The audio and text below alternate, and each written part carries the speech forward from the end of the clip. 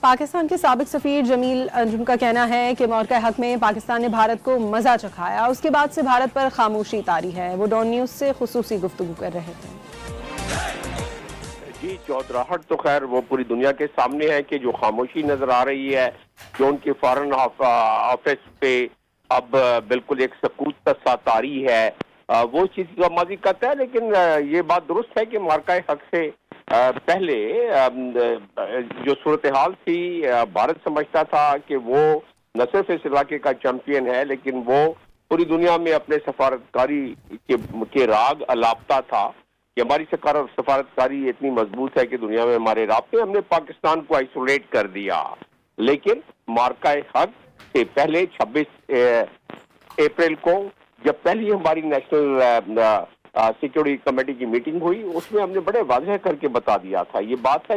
جنگ سے پہلے تو ہم نے واضح کر کے بتا دیا تھا جب پہلگام کے حوالے سے وہ دھمکیاں مل رہی تھیں پاکستان کو، اور ہم نے اس کے جواب میں بتا دیا تھا کہ اگر ہم پر کھلواڑ کیا گیا، ہم پر اگر ہماری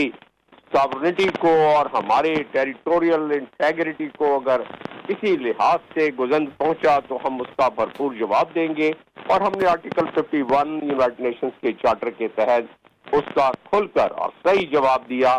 جتنا میجرڈ ہمارا اختیار تھا انٹرنیشنل قانون کے مطابق ہم نے اس کو کیا۔ پھر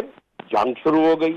اور جنگ شروع ہونے کے میں ہم نے ان کو مزہ چکھا دیا جب یہ 26 کے بعد، اور پھر ہم نے اسی جنگ کے دوران ایک اور میٹنگ کر کے دنیا کو بتا دیا کہ یہ انڈیا نے خلاف ورزی کی تھی انٹرنیشنل قانون کی، اور اس کا جواب میں ہم نے ان کو اب ان کے جو دانت کھٹے کر دیے ہیں، ان کو